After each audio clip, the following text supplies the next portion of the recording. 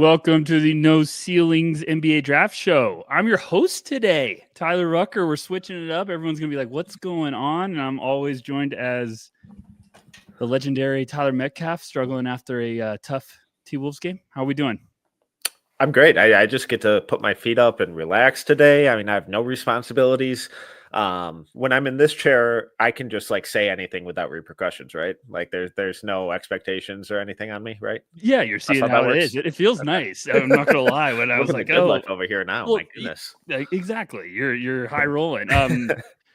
No, for this one, everyone's gonna be like, "Hey, why are you guys switching it up?" But I had this idea with Metcalf. I kind of wanted to run with it. And he's like, "You want to kind of take control of this one? You want to pilot it?" And I was like, "Heck yeah, let's do it." I like hosting sometimes, and I also like to give you the king's chair, relax a little bit because you're hard working. So I wanted to kind of do a whole draft focus pod, talk about players, teams. Basically ask questions about every single one. So I titled this, kind of like the what questions, the what ifs. If you listen to Bill Simmons, probably going to recognize this style. So I just wrote down about 23 questions. I don't know if we're going to get to all of them, but wanted to kind of just throw them at you, Metcalf, and then we kind of could go back and forth, talk about it, our thoughts and everything. Sound good to you? Absolutely. Before we get diving on into that, everyone check out NoCeilingsNBA.com. As always, we're cooking. We've got some great stuff going up. Corey just had a Jaeger Dimon private workout piece that has been awesome. We've got a lot of great comments about that. Albert just went and checked out the Clutch Pro Day, which featured Cedric Coward, Neat Clifford, Malawatch, a lot of guys there. He had a video breakdown of it on our socials, so go check that out. Am I missing anything? Everyone's writing unbelievable stuff. Yeah, coming out. I don't know. I'm too pumped up with life right now. Steven put up a Coward piece over on NoCeilingsNBA.com yesterday, one of these days. It's today. Up. Today, yeah. Go read it. Corey had a film sesh with Kobe Brea over on the YouTube channel. While you're there, just hit the like, subscribe, all that good stuff. Boost those numbers. Rapidly closing in on 16,000. You guys are freaking incredible. Best in the business. Yeah, I don't know. We got good stuff going up every day. So best way to make sure you don't miss it, subscribe. Yeah, a lot of good stuff. I think we've reached officially less than 40 days till the draft, which is insane to say out loud. So there's a ton of things we have coming. Everyone buckle up. I think it's just kind of the floodgates are going to open. As I've kind of talked about before, we announced the draft guide's coming soon. So look out for that. It's not going to disappoint. People are going to be a little shocked. We really went all out this year. So you ready to get going? Let's do it. All right. The what questions for the 2025 NBA draft. I'm going to start off with a little softball for you. What's Cooper Flagg going to look like in Dallas? And what I was more saying is is this the long-term 3 or 4? What would you prefer? I think if you can survive with him at the 3, which survive sounds even a bit drastic, I think that'd be ideal. A defensive trio of Lively, AD, and Cooper, that's fun. That's really, really fun. And I don't get necessarily the hesitations about him playing the 3. Yeah, there'll be some guys who are a little quicker than him, but especially this early in his career where he still needs to bulk up a bit, still needs to add muscle. I like the frame, so I'm not worried about that long term. I don't think it really matters. And I just kind of want him out there playing with the best players as much as possible because all he's ever done is make everyone else around him better. So if he's doing that on defense, and the fact that his shot creation and offensive creation has grown so much over the past 18 months, the way it has, that gives me way, way, way, way more encouragement of him being a legitimate 3. And then that gives you a lot more flexibility at the 4 and 5, where you can throw out some really fun lineups and get kind of funky with roster construction going forward. Because eventually he'll be able to scale up to the 4. I assume so, but it's not like he measured in at 6'10". I mean, he was 6'7", barefoot ish, give or take a couple decimal points. So that at the 3, I've been really confused why there's been so much hesitation and skepticism about how that's going to fit. Yeah, and I mean, hey, look, everyone, let's be appropriate about this. Obviously, we're waiting. We're assuming Cooper Flagg's going to be the number one pick. He's going to be, unless some, I'm not going to rule out Nico, but I think this one. It's real fair. Like, hey, I'm back. We're back at the roulette table. We've got we got a new deposit coming out.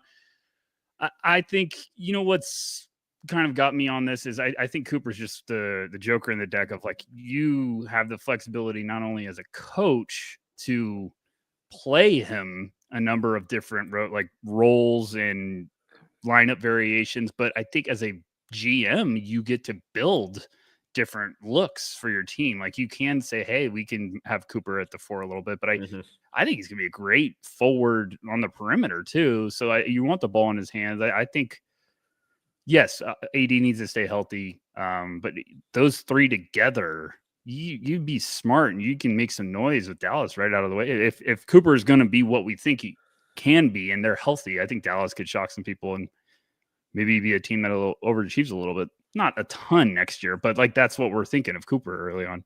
Yeah, and a lot of that obviously comes down to, when does Kyrie get back to being Kyrie and when does he get healthy?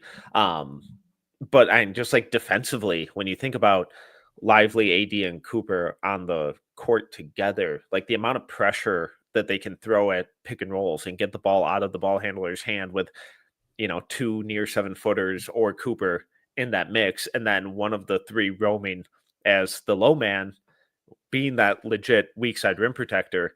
That's insane. That they're going to be able to put other teams under so much pressure. The offense will probably look clunky at times. But again, you can run out a ton of different lineups. And when you have a guy as experienced as AD, and, I like Cooper's jumper. I like the way that he can create off of, a couple dribbles in the mid range, get to the rim. And he's such a smart passer. And then you have Lively's vertical spacing. They got so incredibly lucky. It's insane how much they got bailed out by a few ping pong balls, and I just get really, really excited about what that defense could look like. I mean, look, like, the Luka trade still, I'm confused. And how many months later has it been? But I understand, like, I can't believe how lucky they are, because there's a world in which Maverick fans are quickly going to be like, holy crap, this team has a quick identity because of how different you're going to be defensively with Cooper Flagg and those 2 alongside him. Like, they're going to be a problem. Yeah. So it's going to be really fun to see. And a side note, I thought it was Cooper's measurements didn't shock me. I think we had even heard that there might have been lower, and we were like, oh, those are good. Those are solid. The weight gain, actually, I was like, whoa, that was noticeable to me. I think he was around 221, and I think hoop somebody's like 205. So I was like, oh gosh, Cooper's already putting on some weight. So it was good stuff. All right. Second question. We're going to get a little spicier now. What if Derek Queen just absolutely rocks? Does this see a new wave of importance of like, hey, let's just go hunt mega skilled bigs? Then I might be really wrong in my rankings. That's what. Because I wanted to ask you, because I'm struggling a little too. I'm getting a little cold. I just got done with my film dive, and oof. I mean, because I wanted to, because I was like, well, this might be also a vent for both of us. I love the idea of Derek Queen. I love the offensive weaponry. I feel like it's my old Şengün pre-draft love of well, look how skilled he is, but also Şengün was probably a little bit better on the other side of the ball. That's saying something. So that's where I'm at right now. What are you thinking? I'm really, really struggling, because I can see what it looks like if it goes right, and a lot of things have to go right. But I think there are also a couple different avenues that he could go down, where it's like, all right, is he just going to be this kind of, let's say, defensively deficient center, but bulks up and relies on the physicality, kind of like a Sabonis, like a Şengün, like those guys have, like an Al Jefferson did, and be like, you know what? Whatever we get on offense is going to have to be good enough, because the defense just won't get there. And he relies on the size and the physicality. And, we've seen test cases of that working. Or is the shot really going to come around and he's going to have a big body transformation like Nasri did and pivot more towards being a 4? But to do that, The defensive fundamentals have to get so much better and consistent. The shot really has to grow and improve. I'm weirdly optimistic about the shot. It's kind of funky. It looks a little gross. The numbers were bad, but I think he has good touch on it. Or none of it works at all. And honestly, that wouldn't shock me. I get how fun he is. I know how some of the performances were a blast. The passing in high school was absurd. It didn't really show up in college as much. We got a few flashes here and there. But man, some of the defensive stuff is just brutal. And if the shot doesn't come around, I start to get really, really worried. And I'm talking about like average, not elite, but like where defenses have to respect it. It seems like a couple, and it's just one of the things with his defense where I feel like the inconsistency is much louder than you would normally see. Because, a couple of games where we were kind of praising, not even just the defense only, but like his offense. And like Purdue was a game where we were like, oh my goodness, like look at the offensive skills. He's hitting, mid-range face up fadeaways. He's doing everything on the hoop. We had a couple of nice rejections. Marquette, we were really talking about like how, so I'm like, is he playing up to like those teams? Like he's got a little bit extra pep in his step. So then you see some games like, I think it was on the road against Washington. He had like, you look at the box score, you're like, this has to be wrong because it was just such an ugly game for him. But when Queen's cooking, I'm really excited. I get why a team would just be like, we're grabbing him. But I'm just fascinated, this next couple weeks to kind of monitor his buzz because I'm right there with you. I think it's almost becoming a little bit more fit dependent. If you got a plan in place, he could be great. If it goes wrong, it could go wrong quickly. But it's an overthinking prospect for me right now.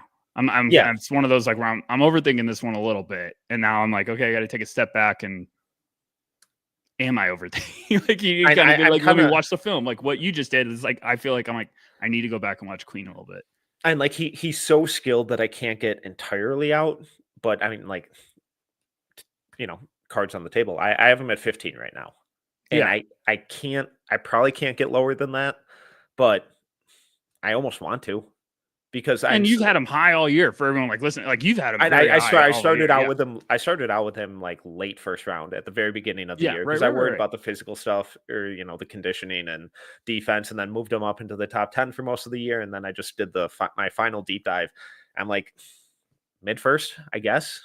And he's one of these guys where I'm just kind of like, all right, if I'm wrong, I'm wrong, and I'm really struggling with it because, like you mentioned, the inconsistencies, and it's not the inconsistencies felt like he just didn't give a shit, and it was like pure laziness where he just wouldn't even bother sitting down in a defensive stance, or he'd let a guard just walk by him and then try and reach around and poke it away.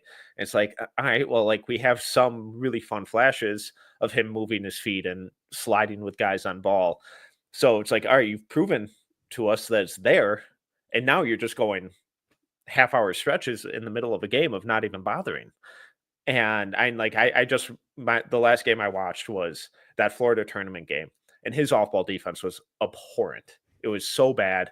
Where I mean, he's just standing in the middle of the lane, 15 feet off of guys, and then it's like, okay, if you're treating Condon and Hauk and those guys as non-shooters, that's one thing. But then when the ball swings to them, you're closing out upright, high hand, high in your stance, and you're now just letting them walk right past you. So you got to pick a lane. If you're going to give them that much room off the ball, you can't close out that lazily, or you go play within a reasonable distance. And I really struggled. And then you get into some of the shot creation stuff when he faced like an actual big.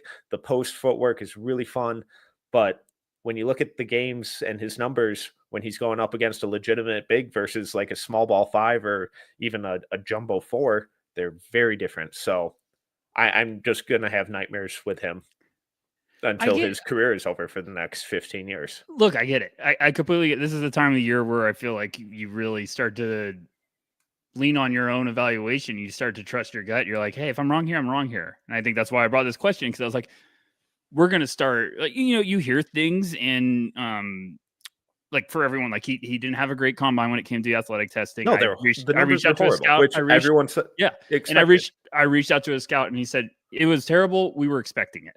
Like he's like, it wasn't isn't that a almost more surprise. of an indictment where it's like, yeah, we expected you to suck and you came in and you sucked. Well, I just like, think, why not be like, hey, I'm going to really hone in on a couple of these things and make it look a little better than it maybe would. Right. So, I mean, there's questions. I guess why I wanted to talk about him is I'm wondering how much is that going to matter with teams in these upcoming weeks? And is it something where you're like, we're still going to bring him in and see what we could do? We're going to put him through, some of these teams 100%. have legendary workouts where it's like guys are like, I won't go. I think it was the Celtics always had a workout where players are like, I'm not going to Boston. The thing's a death sentence for a workout because I think they would just have you running like crazy.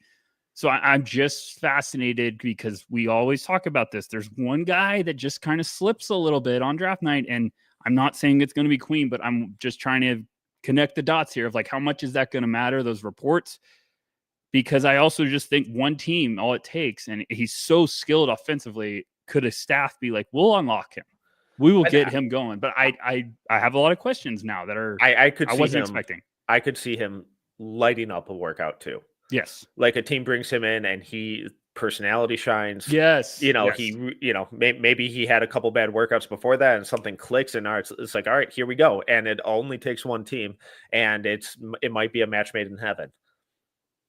And we got that one year, or we've heard that multiple times. Like, hey, he had a bad workout here. And then all of a sudden you're like, he had a great workout there. So it's like, well, it's just one. Sometimes it's just not your day. But there are plenty of guys on the team who still have him like top 5. So it's no, I mean, I still have him in my top 10, but it's I have guys that I'm making lists right now of like, I need to go back and watch. And was I too high? And I had him lower. I think I had him mid to late lottery to start the year, moved him up. Like it wasn't a surprise for everyone catching up now. Like Queen was, a lot of people didn't know if he was going to be a one and done.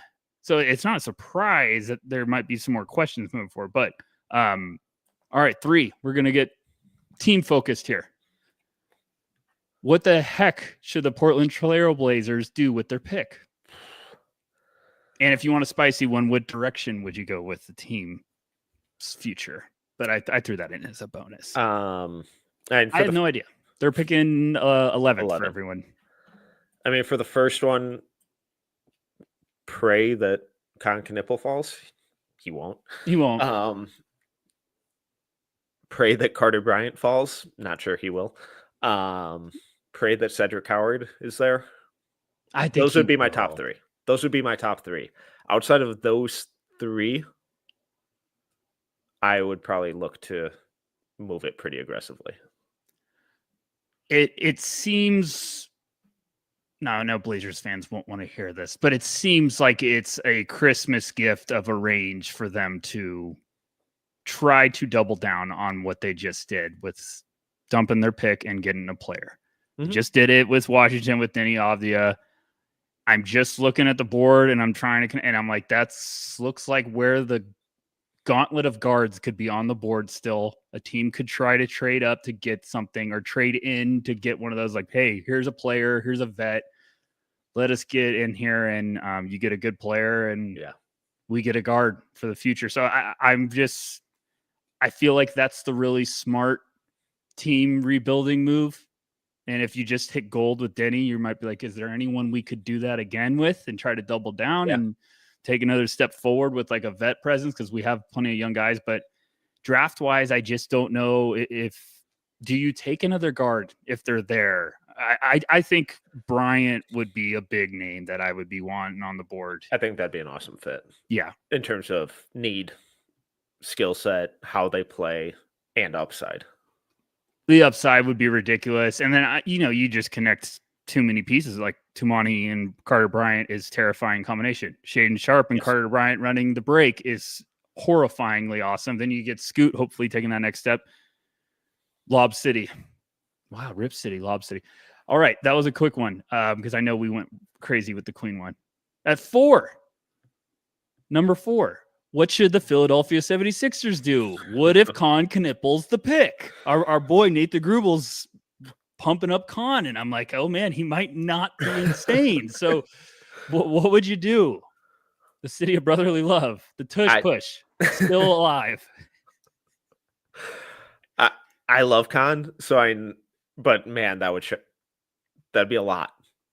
I think if you're trying to grab Khan there, I think you're trying to trade back a pick or two. I think you're calling Utah and you're like, hey, want to jump up and grab Ace Bailey or Trey Johnson at 3, and you swap and get a second rounder or a player or something. I promise I love Khan. 3 is really, really rich for me. I love Khan. I think 3 could get you fired. Yeah. I love Khan. I think he's going to be an awesome player. I think he's going to be an awesome player. I have him around 8 on my board. I think that's the right range. If you have him higher, I completely get it. I buy him like I think people's quick jump to react about Khan love, if you're a hater, I guess, or if you're just questioning it, is like, how is he going to survive defensively? And I'm like, I've watched Sam Hauser play defense for the Celtics for years. I think Khan will be okay. Mm-hmm. And he does that. We're talking about Queen earlier with those questions, and I don't want to, keep throwing jabs at him, but Khan gives a crap defensively. He's always battling. He's strong. I think he's smart. So there's a lot of stuff checking. I think he's a lot better of a defender than he gets credit for. Yeah, and he's like you mentioned, he's really strong. He moves his feet really, really well. He's always on balance. He doesn't have the foot speed of an awesome defender, which is obviously going to be the issue. But he uses his body well. Really strong, really good fundamentals. Smart player. I think he'll be fine on defense. But there's a backcourt of him, Maxey, McCain. It's not going to be a good defensive backcourt. If I'm feeling I want Khan, I'm calling Utah, and then I'm also probably even calling Washington and being like, hey, I would feel good about being like, we could probably get back there and still get him. Yeah. But if I'm doing that, I'm like, we have to have a backup option that we love too. If we're like, hey, maybe it's Trey, maybe whatever. But yeah, I still think Khan is he's going to be a great player. He's just going to be a really solid pro, but 3 would be rich. 3 would be tough. It'd be really rich. 3 would be Daryl Morey just being like, I'm all in, and I've never been more all in than I am right now because this is just my guy. But I just still feel like 3 is whoo. Speaking of, what's the dream scenario for the Washington Wizards? Number 6. All right, so let's see. So that would mean Cooper Flagg goes 1 to Dallas. Dylan Harper goes 2 to San Antonio. Dream scenario. Billy takes Ace Bailey. I think dream scenario, Con Knipple goes 3 to Philly. Mm-hmm. And that leaves... That means one of Trey Johnson or Ace Bailey is falling to you at 6. And VJ. You get one of VJ, Trey, or Ace. Yes. So I mean, yeah. Oh, and I should have said this before. They have 2 picks, so you can also be like, "Hey, I'm gonna play devil's advocate," and then with the second pick, I get this. So we're saying, I'll say Trey Johnson falls there. Is that your dream, or would you say Ace? I mean, dream. My dream would be Ace, based on how they're constructing and taking swings and going long-term view, highest upside. We're swinging for the goddamn fences, and we don't care about short-term results. Because then that puts you in line for next year again at Peterson or Boozer or AJ. That's really fun. I know it didn't work out this year, that strategy, but you're still taking high upside swings for long-term results. I would be floored if Ace Bailey was there at 6. I would be absolutely stunned. I'm not. I don't think I'd be shocked. I would be.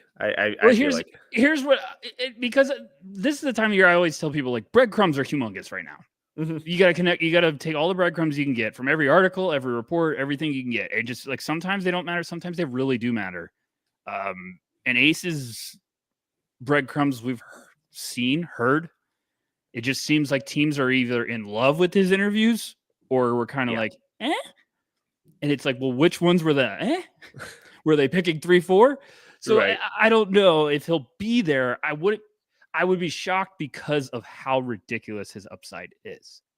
And I think if you're up there, you're like understanding that and you're swinging for something that's probably not ready, but you might be like, I also just don't know if he's getting past like a team like Utah. I don't know if they're going to look around and be like, we're really going to pass this up with our trajectory. So I get what you're saying. All right. My next one, get a little crazy here. What is up with projecting Malawatch to the Pelicans? What if another 3-point draft workout video drops of him? I'm kidding, by the way. It's just I hate when the videos Troy Weaver are 1:30, like a minute and a half, and it's a minute of him shooting threes. I'm like, okay, guys, I get it. I know what you're doing. But like, those videos would never be aggressively edited to only include I know, Knicks, would they? I know, but I'm like, come on, Of guys. course not. It's workout season. It's we're gonna get this with everyone. I'm sure Dylan Harper is gonna drop a 3-minute video of him making nothing but threes. I'm sure Yegor Demon's gonna drop one soon. I'm sure Jeremiah Fears is gonna drop one soon. They all do it. It's part of the joys of social media. No, but you take them for what they are, and you actually look at the ones that he's making. It's like, all right, did that look smooth? Did that look comfortable? Did that look like anything that he will ever take in an NBA game? And it's like, no, and no. All right, fantastic. Glad that went in though. It's just funny now because it seems like if you're big and you're putting a video up, it has to be you shooting threes. Yeah, of course. Even though you might never shoot them, you have to show that you can shoot threes. Like, it's just funny how I'm always like, okay, I get to the part where I can have chapters where we could skip to the footwork part or like the handles, but yeah. So I feel like we're getting some weird projections with him to the Pelicans. It makes no sense to me. No sense. I hate that fit. I couldn't hate it more. I so desperately want it to happen on draft night now, just to see what happens. Because it will blow up on our stream. I'll blow up. What are they doing? And it's not. It's just you just got gold with Missy. That's why I would be he was good this year. Yeah, like why are you gonna do that? If New Orleans picked Malawatch at 7, I would immediately be on the phone trying to buy low on Missy. Immediately. That's a good point. Which would be like, what are you doing if you didn't know to that? But so say New Orleans takes Malawatch at 7 and you're Atlanta at 13. Are you immediately just calling and offering 13 for Missy and whatever if you don't think that's fair straight up? If I'm taking Malawatch, I get the idea of building depth but it's also like you can't play them together. No, Troy Weaver just did this in Detroit, and we saw how it went. Like this was we're a year removed from it. What if he's just like, I just need one more chance? And I know he's not the main. I know Joe Dumars is the main guy, but Troy Weaver got hired on. So, Dumars will just have double phones going again. We literally just saw it. We're not like a decade removed from it. It just happened. He's just like, and then they turned things over, and then that team immediately went to the playoffs. I don't think it's going to happen. I think it's the classic. You get to a mock draft, and you are probably at like pick 14. And you're like, I haven't had Malawatch come off yet. I have to come somewhere. That's what it felt more like. I hope that's what it more was. I know that this is the range that he's probably going to go, and it may not be the Pelicans. Maybe that's a little breadcrumb of, hey, someone might trade up. Maybe. I mentioned Atlanta. Maybe New Orleans is going to trade back with Atlanta or something like that. That's my next question. Okay. It's not Atlanta, though. I said my next question is, what if the Oklahoma City Thunder trade up for Malawatch? I would hate that. Okay, here we go. Why do you hate it? Because if you need someone that needs time and reps and being around guys, like they have 15 and 25. Okay. I'm not trying to get too juicy with like, hey, we're trading the treasure chest for Malawatch. I'm just saying, what if you could intrigue someone like New Orleans that's like, what direction are we going? Throw someone in. I mean, I just OKC has a very specific type that they always go after. And Malawatch doesn't fit any of that. No, it doesn't. But I just like to have fun here. I'm trying to think of teams that we haven't projected at all. OKC's never going to trade up. It's the funniest thing ever. They're just going to keep drafting guys. Like, great, thanks. Yeah. I'm going to keep drafting. Yeah, They're going to trade up in the second round always. They're not going to make the Giannis trade. They're not going to make a big push all the chips into the middle of the table trade. That's not how they do things. They build through the draft. Obviously, could something change? Sure. But that would be a huge outlier move for Sam Presti, who just doesn't typically do that. Especially with the new CBA. Like, with how many young, crucial pieces they have to keep building through the draft, unless they're going to mortgage everything for a window of 2 to 3 years, which would be such a dramatic pivot from what they've been doing. I think and I was just throwing it out. I was like, hey, if you're saying like, hey, we've got Chet and Hartenstein, if we really buy into his long-term upside, him and Chet together would be really fun. And you have him off the bench, maybe you buy into the rebounding. I don't know. I was just throwing out a name. I was like, we haven't thought about this, but mainly I threw that in there to give you a giggle, to have a little breather. Okay, well, can I throw a counter at you? Yeah, absolutely. This is what I wanted. Up for 7. What if you're the Pelicans and I'm the Nets? I'm offering you 8 and let's say 27. So you move back one spot and get pick 27. Now I'm also the Hawks and I'm calling you and I'm offering you 13 and 22. So you're moving back from... I would take 8 and 27. Okay. Agreed. Obviously, it comes down to my board. But if I felt great and I'm moving back one spot and getting an extra first-round pick this year, probably pretty easy. I'm just trying to find 2 teams in the first round who had picks behind them. But yeah, I mean... it would also make somewhat sense, at least to me, for Mile Watch. Yeah. Okay. Give me another one. Let's flip that. I'm the Pelicans. You're the Hawks. I'm calling you. I'm offering you 7 for 13 and 22. You're the Hawks. What do you say?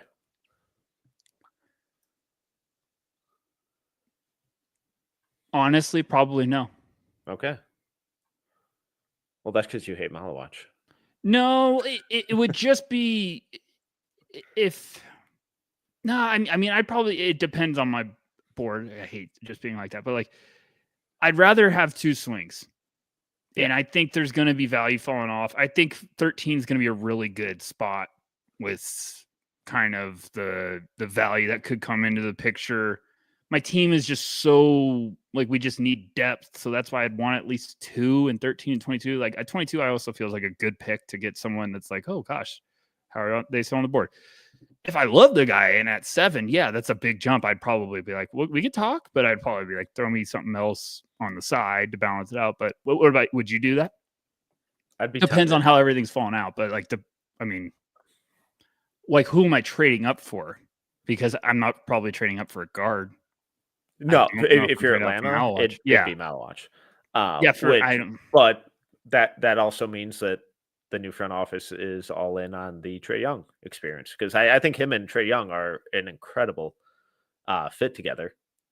But Malawatch is still really raw, still needs some time, and I'm not totally convinced that they are all in on the Trae Young experience. So if they did make that trade, I think it would signal that Trae Young's probably not getting moved anytime soon.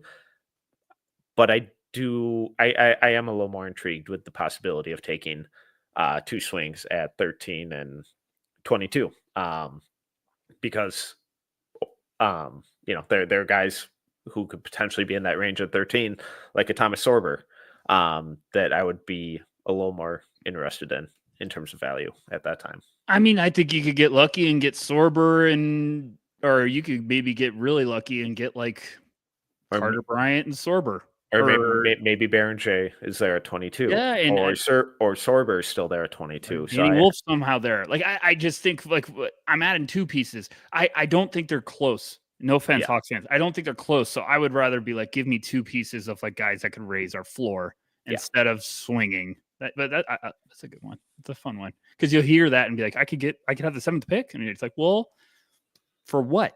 Like for what? Like, you're not going to take another guard. You just struck gold with Dyson Daniels. You got Trae still. I don't know. If I was unloading Trae, maybe. Yeah. Real quick before you go on to the Yes. next one, just shout out to the chat and everyone watching live. I've been reading through the comments as we go, and plenty of them are making me chuckle. So No, well, it's also great appreciate because you. I felt like this was going to be a fun one for fans to do a little thinking. So, okay, here we go. Nets fans, what's the dream scenario for Brooklyn Nets fans? We're going to do a lot of these. So if you're a fan of a certain fan base and hint you're in the lottery, you're probably going to like this episode. To not have fallen 2 spots in the lottery. All right, so we're still trying to be bad enough where we get AJ Boozer or Peterson next year. There's a clear answer, and I'm ready for the next mock draft at No Ceilings because I'm not going to stand for it anymore. Okay, But no, so at 8, so I'm going to go ahead and assume the consensus guys like Flagg, Harper, Ace, Trey, VJ, Khan are all off the board. Yes. Okay. For me, I'm going to go off my board. The dream would be Fears at 8. I agree. Let's say someone trades up, takes him, or just takes him before that. Yegor is my other ideal dream. Yeah, I'd be ready for that one if I was Nets fans. That name's very hot right now. Very hot. Maybe even higher. Yeah, it makes sense. And why it makes sense is you just brought up the perfect point is, and we could talk about those other 2 picks too. I mean, we can have fun. It makes sense to either go Fears or Jaeger because you want to be bad next year and you want to develop. They need to take a playbook or play out of the Wizards playbook. Play your young guys, give them reps, and then you're hopefully landing one of the top guns next year, the top 3 guys, and you're off and running with and I was incredibly impressed with the Nets coaching staff this year, and the fact that they won as many games as they did is, and those guys should be fired for what they did. They're feisty. I'm in Toronto. Like, what are you guys doing? It's the worst take, but it also. But now you give someone with as much upside and moldability and coachability as a Jaeger or Fears. That's really fun looking long term because they're going to be bad again next year. Both those guys I anticipate to be bad rookies, but it's a learning year for both of them. It's a developmental year, and you have to play them. And Brooklyn, I think, would be an incredible spot to do that. It's so loud to me when a coach could take a terrible team and they play really hard and play good. Kenny Atkinson did it before with the Nets, and no one would hire Kenny Atkinson forever. And I was like, what is everyone doing? Like, has this guy have blackmail on everyone? Why won't they hire him? And I was like, that team played so hard. Why? And then I was like, when the Cavs hired him, I was like, I'm not going to be surprised. They're going to be great because he gets them to play so hard. So I think it shows you got the right guy. I think if he can keep that locker room, because it's always another thing is like, does the voice stay, consistent? But they're so young. I would just want to get a young piece I could work with. I could groom, keep building. But I think it would start with Fears for me. Other picks? Any names you like? So let's get that. So then we're at 19. Yeah, we're at 19.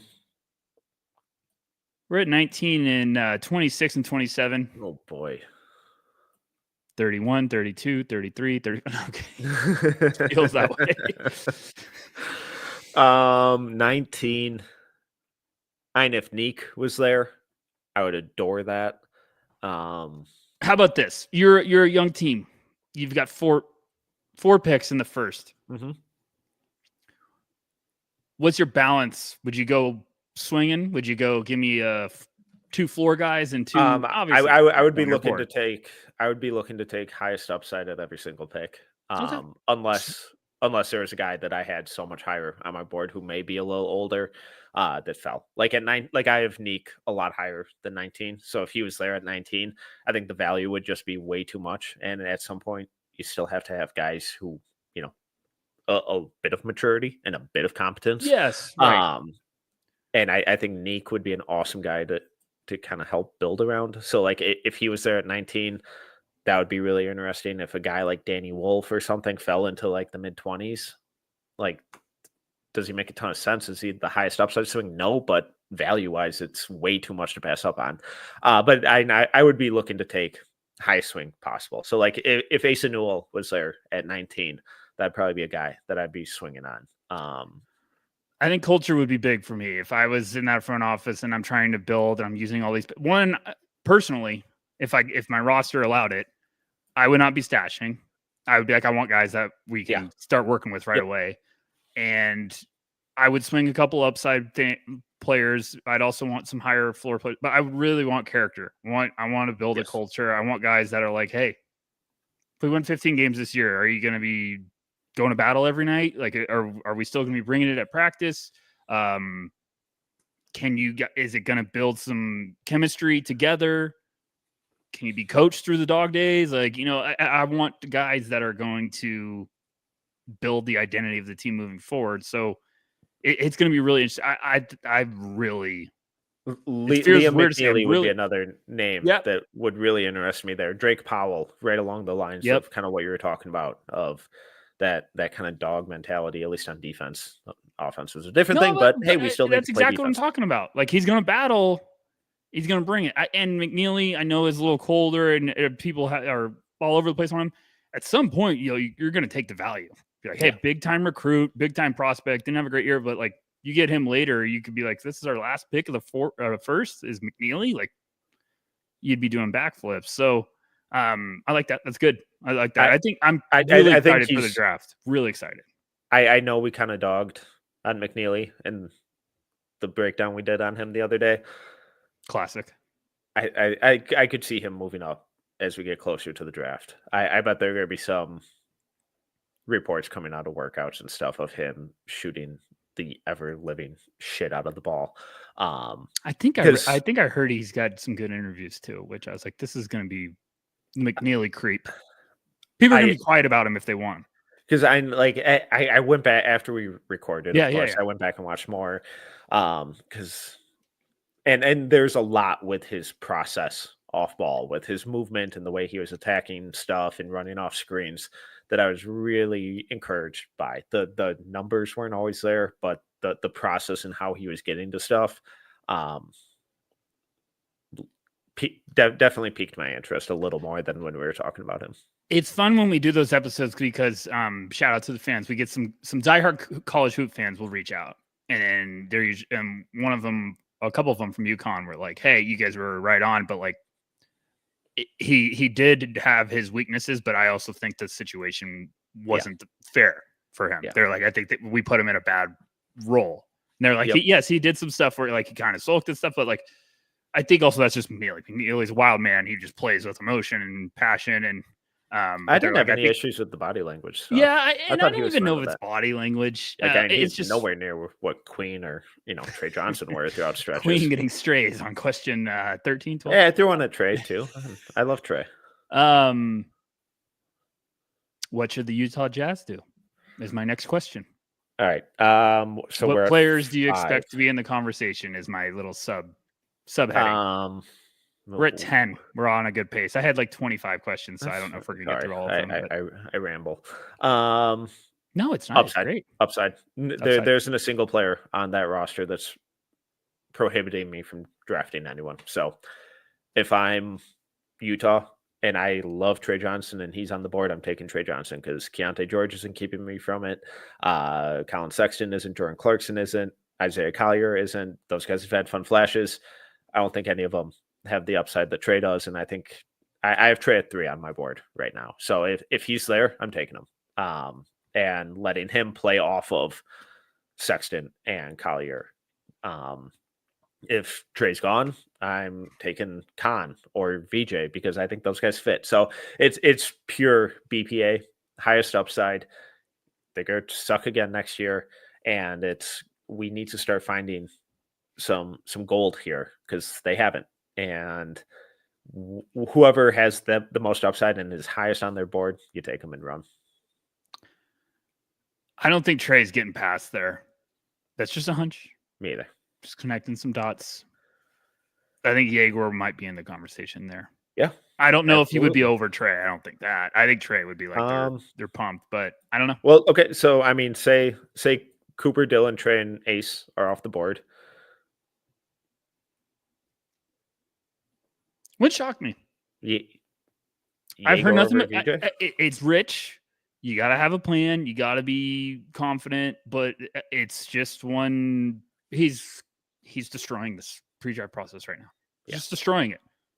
I've seen guys cook like this before. We saw Patrick Williams jump up to be top. Like, it's just when you're rolling, you can get smoking hot up draft boards. So interviews, shooting, workouts. He measured almost a foot taller than I think a lot of people were expecting.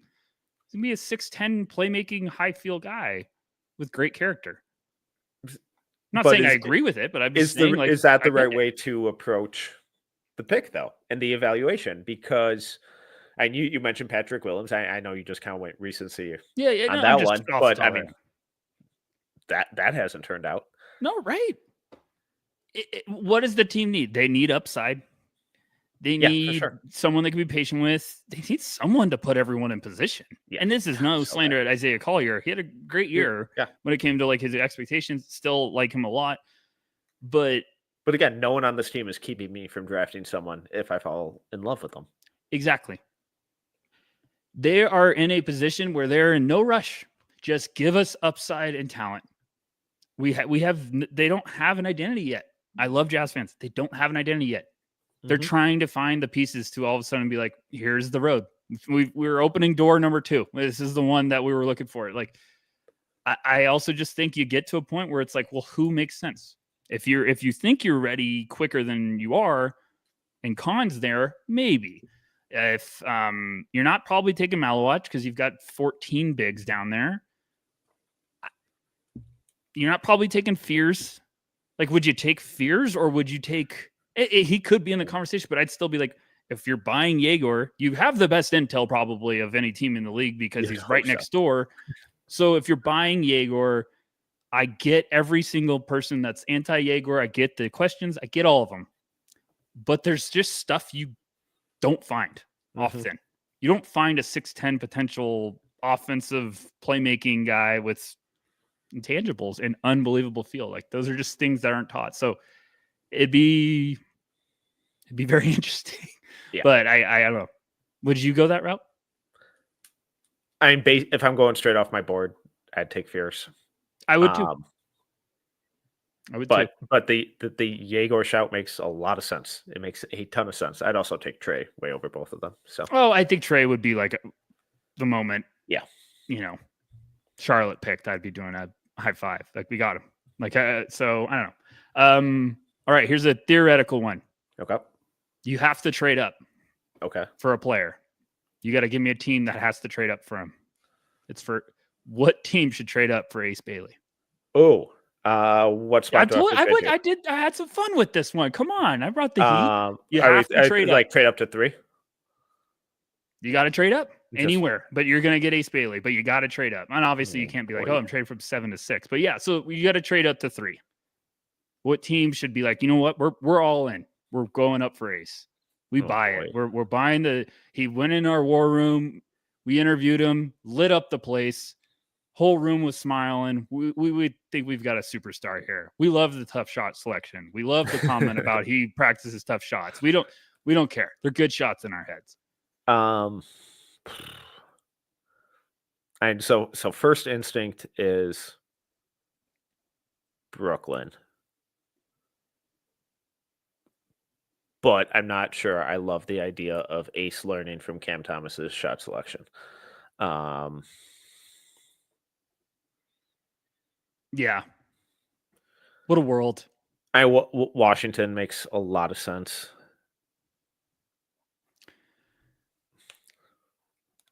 If Washington's head over heels, throwing a little 6 and 18. Bit of a wild card. Probably don't have the assets or whatever, but just looking at teams, Miami. Like, I'm not trying to match value in terms of picks or whatever, but we're just talking purely trade up, restart this thing. Riles does it, and everyone says, has he lost it? Pulls a chapter at a Red Auerbach. Has the old man lost it? That I don't know. There's something spicy. Brooklyn does make some sense. Washington's fun. Is Kispert still on their? Yeah, I do If I was worry about Philly, I'd be calling and saying like, "Let's go back and give us Kispert." yeah. I feel like that's smart. Yeah. Give us 6 and Kispert for 3. That's fun. Okay. I like that. So Washington, Miami's fun. And Someone's going to do something crazy. And again, I'm just talking. I'm not trying to match value in terms of, because they would have to give up way more than the 20th overall pick to do that. But Ace Bailey, heat culture. exactly, Kind of liked it. it'd be fun. Okay.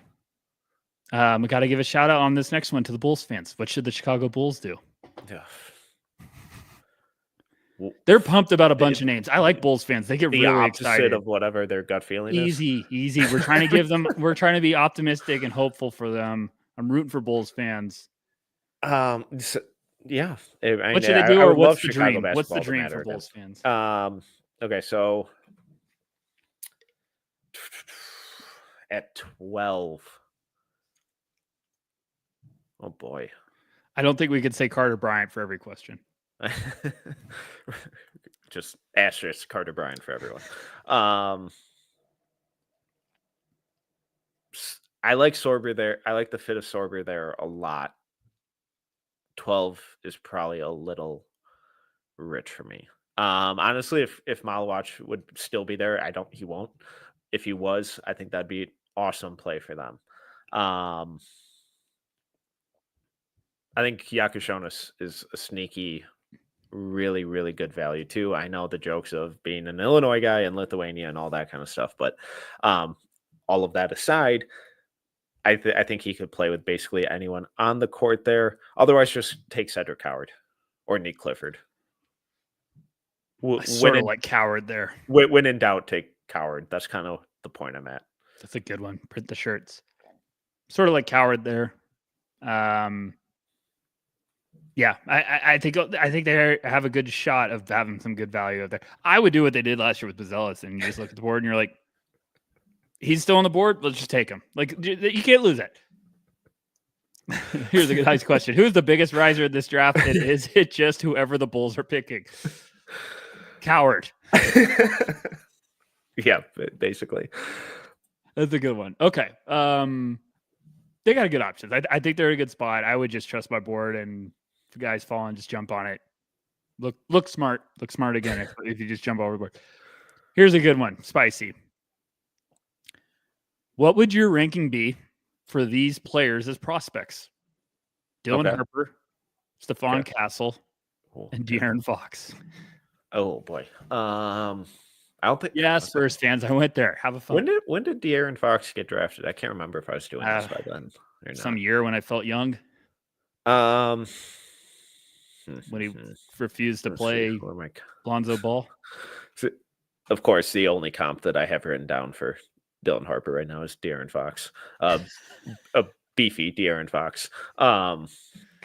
Vegas buffet. De'Aaron Fox. So as prospects, I would probably have Fox last. It'd be No, it'd be Harper than Castle. I had Castle one last year, but it'd be Harper. I trust the shot a little more. I think Castle's defense right now is far better, far more consistent. I think Harper has a ton of upside there. But I think Harper's scoring, at least, especially in terms of their prospect year, was way more dynamic and proven. Fox was 2017 fifth pick overall. I agree. I was head over heels for first pick in 17 draft. Right when I closed the damn tab. Anticipate my needs. I would rank them the same way. No, I am too, because I'm like, well, I know those picks, but that's the Fultz year. Fultz, Lonzo Ball, Tatum, Josh Jackson, that was the first year I started doing Fox. Yep. And when we say straight doing it, it's just taking it serious. Like actually I agree. Publishing stuff. I would have Harper first. I would have had and me and you were both head over heels for Castle, but it would have been close. I probably would have had Harper. Because Castle would have probably fallen at 4 or 5 on my board this year. So Yeah. I have Flagg at 1. Then my second tier is Harper, Trey, and Ace, and he would have fallen somewhere around that Trey Ace I would have had him area. 3 or 4. I might have had him 3 over Ace. Okay. A fun little back to back here. So let's start with the first. What number is too high for Carter Bryant? See, I always get tripped up on these because it always depends who's off the board. But all right, so we're gonna assume the main guys are off. Here we could do it this way: 8 to Brooklyn. Too high or too low, or too high or just right? No, so the one I'm immediately looking at is Washington at 6. That's kind of the threshold. You know what it is, and every time this time of the year, someone just starts cooking with buzz and momentum. I'm always like, hey, now let's all just take a step back and breathe and ask ourselves, is this ludicrous or does this make some sense? It's a bit crazy. It doesn't shock me if he was getting up there because of what I've heard with the interviews, the character. Everyone just is praising him, the upside, what he did swinging wise, like the momentum he had as a defender this year. I think his frame's got about 10 really good like pounds to put on, which he would be around 6'8", 225 with length, bounce, and great defense. Like I think he's a 3-and-D that's like not far from being a remove just the 3-and-B. He's a two-way guy. Yeah.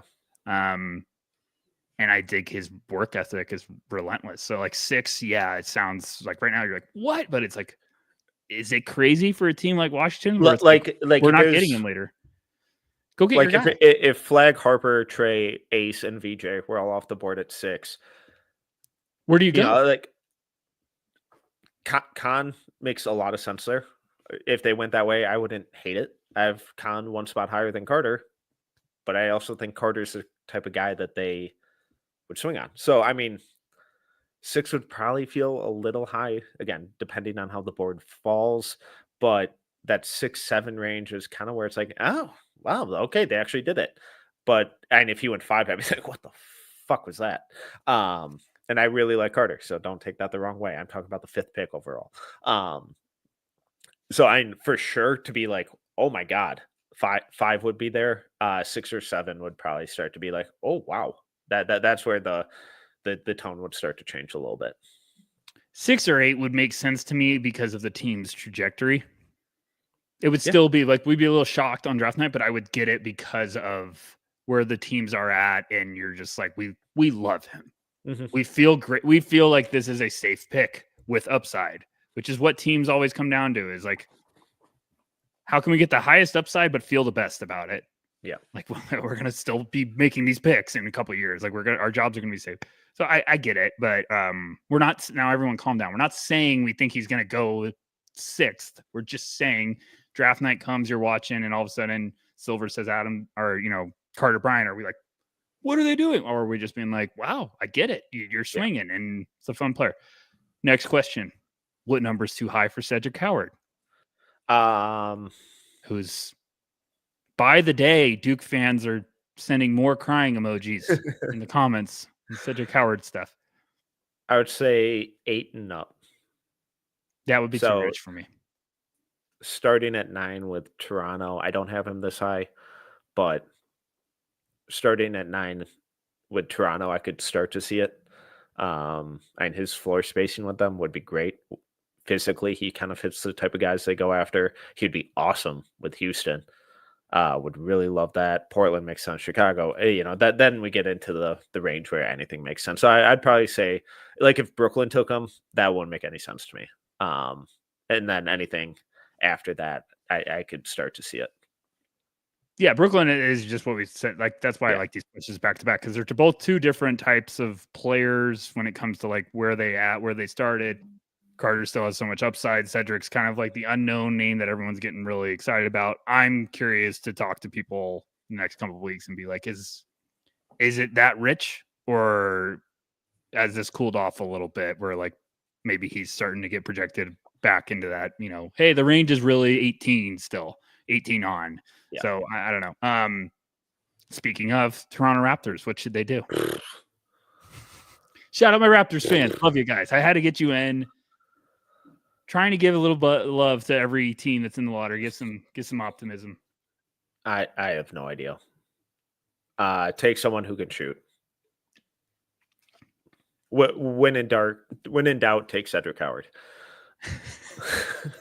I don't like this. Isn't just the Carter Bryant episode, but still my probably like favorite fit would be if he was there and they went that route.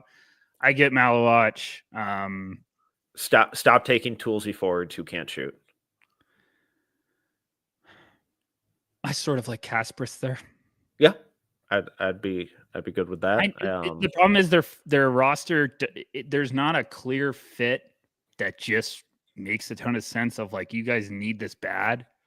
I just think they need a floor general that's just like, I'm putting people in position to succeed. And I feel like Kasparis is like one of the safest ones for what they need. You could argue a couple different ways. Maybe Fears slips through the cracks. I don't know. I just feel like Kasparis seems like a pretty good little intriguing value there. Yeah. I like that fit. Can play with or without quickly. Take some of that on-ball creation responsibilities off his plate with quickly Scotty, RJ there as well. Improve the ball security, playmaking efficiency a little bit more, knock down open shots off the catch instead of having to generate everything for yourself. Yeah, I like that. All right, this is the last team-focused one. Yep. I couldn't leave them out, and then we have a couple fun quick hitters to end this one. I know this one's going to be a little lengthy, but I feel like people are going to enjoy this one. What do you do if you're the GM of the Charlotte Hornets? And now this could be draft, this could be team. You can do whatever you want. You can talk about both. This is a safe place. I pissed Charlotte fans off enough the other year. But I forgot you got some pettiness with them. Was it about LaMelo? No, never. Yeah, I would trade him. I think I'll be shocked if he's there. But talking about the pick, I'd probably go Trey. I've bought into Trey there. Problem is I bought into a couple names there, but I also, if I was drafting Trey, I'd want Trey and Brandon Miller to start their own like buddy movie. And I would also be get a new point guard. No offense. I'd also be very excited if Ace is there. I'd be very excited. I would take both those guys over VJ. Would you do Ace or Trey? As of the second we are recording this, I would go Trey. He's higher on my board. I wouldn't be shocked if that happened. But the idea of adding Ace's size on the perimeter with Brandon Miller, LaMelo, that's really fun. Trey seems like the better fit alongside Brandon Miller. Ace seems like the, oh my gosh, if it works, you have a very fun advantage on everyone. Yeah.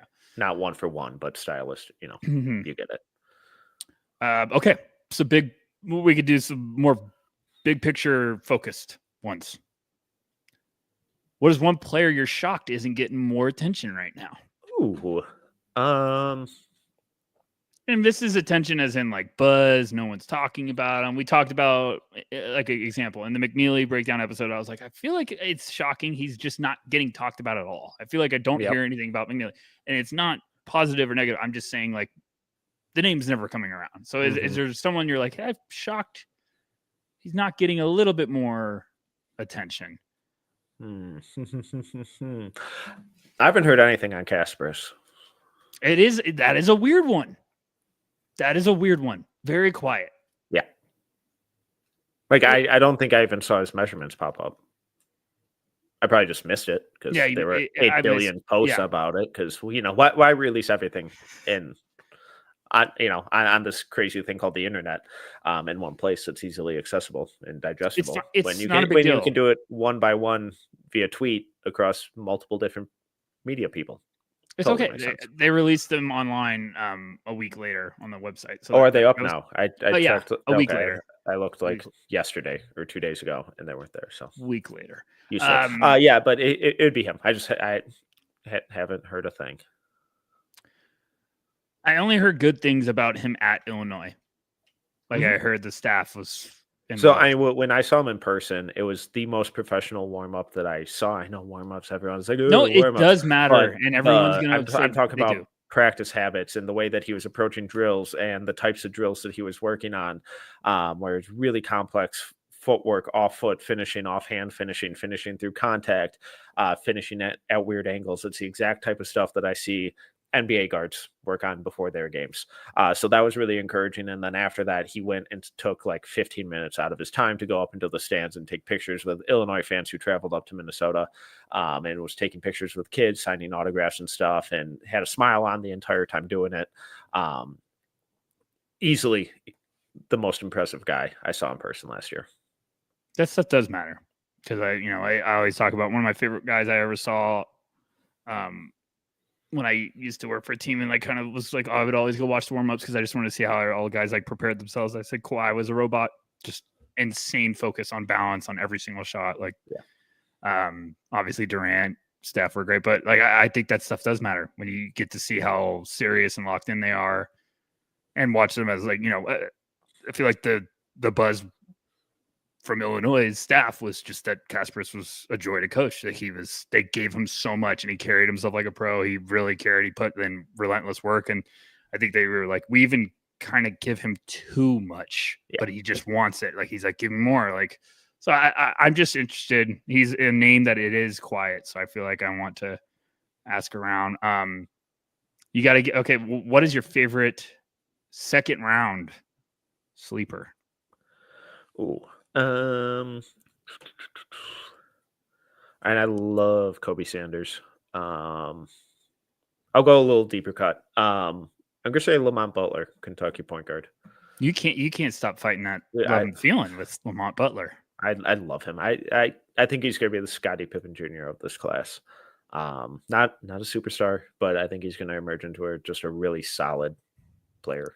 Obviously had the shoulder injury, which turns out affects a lot of things in basketball. Yes. Down the stretch, but insane defender, walking paint touch, gets to the rim whenever he wants. Really good playmaker out there. Way too passive as a shooter and scorer, but I really like him as a backup point guard. It's a good one. I would say Javon Small for me. That's my guy. It's kind of similar. Mold. Really fun spark plug scorer. One player you're higher on than consensus. What is one player you're higher on? We got a couple more and then we're done. You'll like the last question. Saved it just for you. I feel good about this. What's consensus on Neek? Sorry, I feel like Trey at 3 doesn't really count anymore because he's like top 5. That's, I guess, all it's similar range. Carter, I feel like, is kind of emerged into that late lottery range. Across the board. Clearly we've set emotion. We've set Neek, I have at 12 if that counts. Danny Wolf at 14 if that counts. Let's see. I have Bogey Markovich up in the first round at 28. Yeah, I guess. Does that count? I don't know. Neek is probably the problem is like this is also like we were doing this earlier and now everyone's starting to kind of get that's Kobe Sanders 38. I guess Kobe. That's good. Lamont second round. All right, how about here? We'll go next question. What is your favorite player overseas? Is it Bogey? Your favorite doesn't have to be on your board. I'm just saying my favorite, not my highest ranked. Ooh, that's like one overseas guy you watched and you're like, yeah, I get it. I like it. Okay. You could say it's Bogey. It's probably Bogey, which is weird because like first time I watched him on when I watch him on tape, I'm like, woof, hate that. And then just seeing him in person was like a totally different experience and really, really loved it. I'll just go with Seraph. I adore the playmaking. It's so much fun. Another name I'm just very interested. feel like it slipped through the cracks, and I'm like, why? I mean, I get why, but still, like, it just seems the playmaking's too special. All right, we'll all right, a quick hitter. I have 2 more. Yeah, I'll go rapid fire. What is your spiciest take you're too afraid to admit? Oh boy. Or what hot take would you have, or would you see happening on the night of the draft? So it could be like a player goes too early, or do you just like, hey, I've been holding this in all year. I'm not going to say it to anyone, but this is how I feel. Oh. Is this where we go back to the beginning of the Derek Queen hour? Okay, so if it's what I like hot take that I kind of feel, that means I have to be held accountable for it. No. Nobody overreacts. Or is this a judgment and a judgment-free zone? A judgment-free zone. You know what? We're watching the draft, like we talked about earlier. We're watching the draft the night of it, and all of a sudden Carter Bryant goes 7th, and you're just like, I'm not that shocked. Like, this is what I'm just saying. Like, what's a moment where we get a Bill Simmons whoa on the air? Which they still should have him back over Perk. I know him and ESPN probably love each other right now, but still, I need less Perk. I mean, Drake Powell top 25. Is that not spicy? That feels a little mild at this point. No, that's pretty good. I mean, people will be like, "What?" But I actually think that could happen. A little more negative. Floor is yours. Just, I don't want this. This isn't where I have him ranked. Just to be clear, covering all my bases. But like, what if Jace didn't go in the first round? Yeah, people won't overreact to that. Again, I have a first round grade on him. Smart player, like him, good shooter. I like him. Yeah, I still think he's a first rounder for sure. I'm just asking you a question. Just what if? It would shock me a little bit. The measurement was a very loud sigh from everyone around the league. It seemed like it's usually the first response I got was poor Jace. I was like, that's not good if everyone's saying that. And then in shoes being under 6'2" was not good.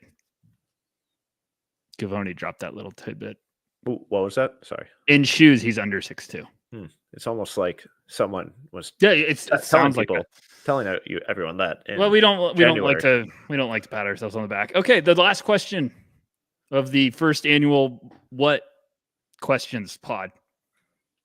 What should the Minnesota Timberwolves do in the draft? I had to save that for you. Come on. You let me host this bad boy. I had fun here. I mean, when in doubt, take Cedric Howard. I don't know where he's going. I have no idea. Literally nothing would surprise me. I just like on draft night. Going back to the negative, like on draft night, if he ends up going like 26 or something, wouldn't shock me. It would not shock me at all. No, it would not shock me. I just don't think he's going to Durham. That's my one answer. No chance. No idea where he's going, but it ain't Durham. But maybe he does if he's going to go 26. He's like, I just think he's got too much momentum. Like, why are you going back? Just get to. I think they should take a center at some point, and I think they should take someone else who can create anything off ball with a little bit of size. The problem with that is that most of those guys go top 10. So, are they going to just be the Danny Wolf's team? I mean, I just feel like if it happens, you probably are like, I guess I have to get season tickets now. It would not shock me at all if that was the pick. I like dream scenario would be like Cedric Howard at 17 and Kalkbrenner at 31 or something like that. I'm not sure Ryan Kalkbrenner will be there at 31. He's another name that I think NBA teams like a lot. But something along those lines. Another wingish creator / shooter and center depth, and whatever order those fall, I think that would be where I would be looking. I like that. Still, I think it's pretty fun when you get to that range. I like Neek there. I feel like I could go down the list and just be like, I like Neek Clifford anywhere. Shout out Regulator in the chat. If this Yegor buzz is fake, I don't think it is, but if it is, and he falls more towards where like draft Twitter tends to have him, I think that would be an incredible fit. I still can't get over the idea of Rasheer Fleming, maybe. Rasheer Fleming, Anthony Edwards, and Jaden McDaniels just seems like... I do worry about his inability to dribble. But is it with that team, does he need to? I mean, because then, they just blitz Ant every time and ball swings show him. And he could just be a spot up or a pick and pop guy with great length. I just feel like it's a nice little fit of like, that's your... I like Rasheer a lot. Yeah. I get it. Okay. Anything else? No, that's all I got. All right. Well, this one went a lot. Yeah. Thanks. Absolutely. Thanks for everyone, on YouTube watching with us. Really appreciate it. A lot of funny comments. A lot of good stuff too. For everyone, listening on the podcast feed, we love you guys. It's going to be a very fun couple of weeks, upcoming months.